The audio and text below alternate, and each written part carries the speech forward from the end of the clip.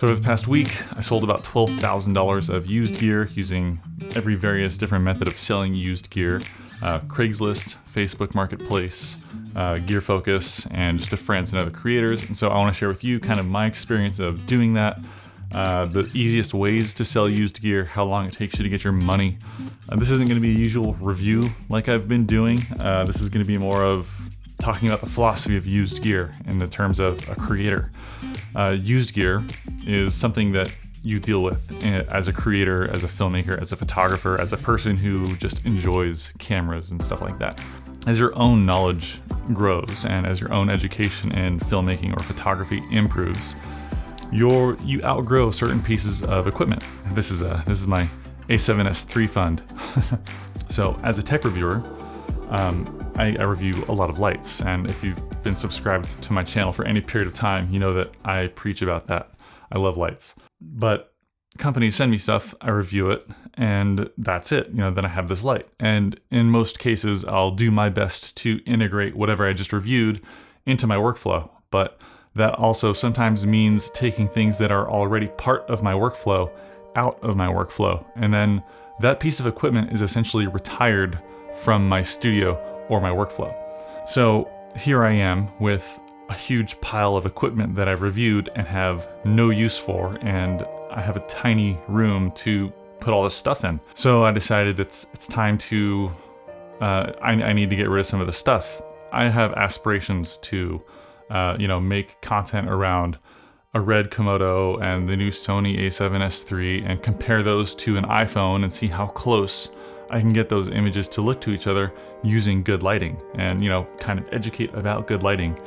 And, I have all this accumulated value in this equipment that I reviewed and have no use for. Selling stuff on Craigslist and dealing with people on Craigslist and now also the Facebook Marketplace is kind of like, well, that's where you go to sell used gear. And there's a certain type of people that you try to avoid and look out for. You never want to give out your own public address because that's just bad news. I've had friends that have been robbed, creators who've been, their studios have been ransacked. Anytime you're selling anything, you want to meet in a public place that has security cameras. You want to meet, at an actual online exchange marketplace in front of a police station or at a Starbucks next to a bank with security cameras everywhere in a public place where other people are there, where you can't get jacked or robbed or mugged or whatever. And that's a stressful process because you have to deal with people, and people are flakes, and you have lowballers. People are like, I'll only give you,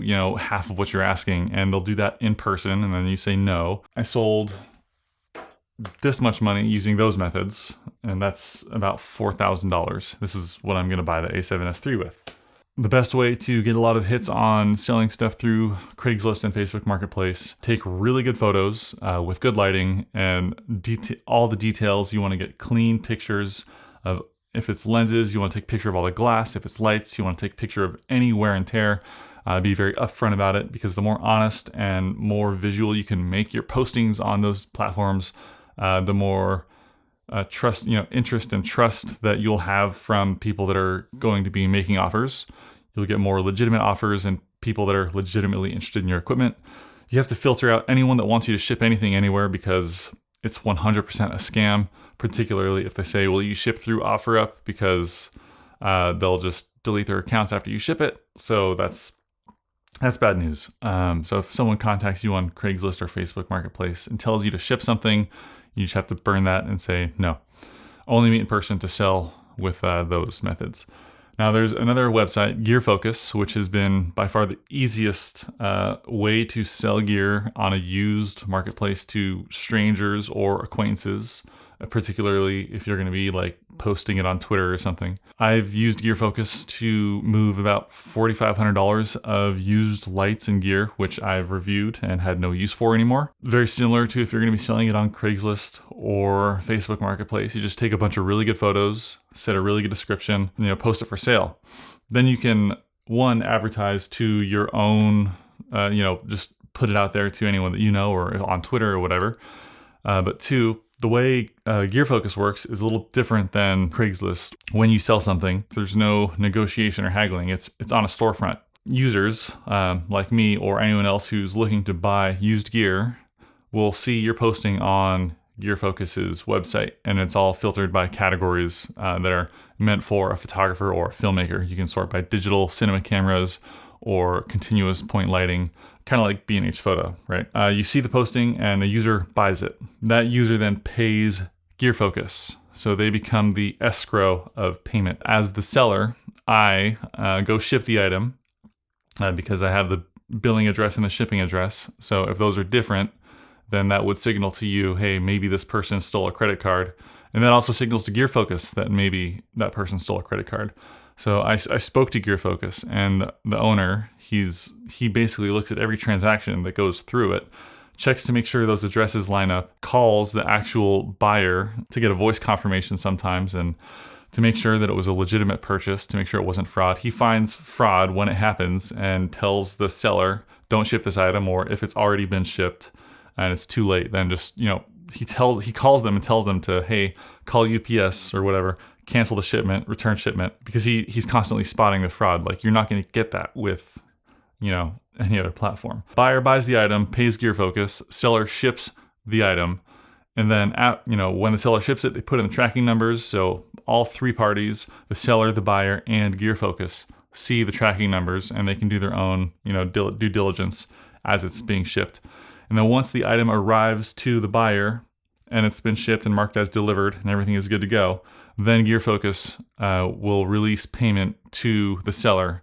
The seller will then request their payment, and GearFocus takes a 3.5% cut for that service. So it's less than if you were to sell it on like eBay, right? So the fees are lower. And then that's it. That's the workflow of how selling gear on GearFocus is. You set your price, someone buys it, you ship it, and then it takes the longest to get your money out in terms of if you're trying to decide between sell on, in person, because you get cash in hand, or on GearFocus, you have to ship it, and then after delivery clears, then you get your payment. So there's a little bit of a delay there, but there's also the most security and the least having to deal with people and flakes and fraud, because that's kind of handled at GearFocus's level. And so I sold about $4,500 on GearFocus doing that method, and it was the least stressful. I know selling the gear in person, I got to keep 100% of the cash money, but also I had to count the money, make sure it wasn't counterfeit, had to deal with flakes, people changing their minds, setting schedules, going out of my way. I couldn't just wait for all the orders to come through, go to UPS, ship them, get all the tracking numbers. So selling online in that regard with GearFocus was the least time consuming, but it also took the longest to get the money or the cash in hand. But selling in person was the most time consuming, but then also the quickest to get cash in hand. And then also there's selling to friends and other creators. Now the creative community, they buy and sell used gear all the time off of each other. It's a trustworthy community, but your friends aren't always going to want to buy thousands of dollars of equipment. So,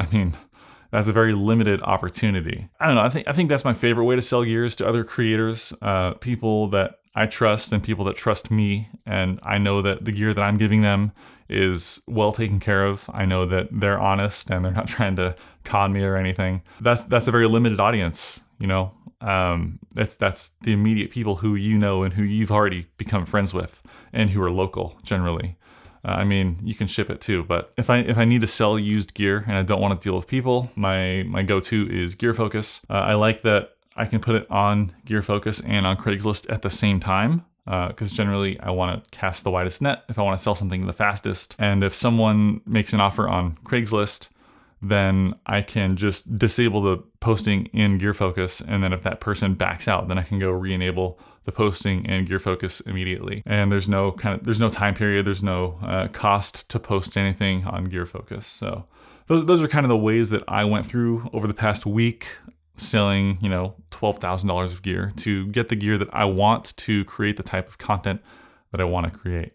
And no, I didn't sell all of my lights. I still have all the lights that I need to create what I want to create. I still want to do the big showdown with all the 1x1 panels. I'm still doing a showdown with a whole bunch of different tripods. But now I can also do some comparisons of the latest cameras because I was able to move some of the gear that I didn't need or use anymore. And that's going back to the sentiment of used gear. Everyone who creates looks at used gear and considers used gear, and you need to look out for how gear was treated, how long it was used, in what environment was it used. Is it covered in dust? Was it cleaned? Is there fungus on your lens? How many hours has an LED light been turned on? Everyone considers used gear, and you have to be careful buying used gear. But that's the reality of being a creator, is not everyone has an unlimited budget to just buy stuff constantly.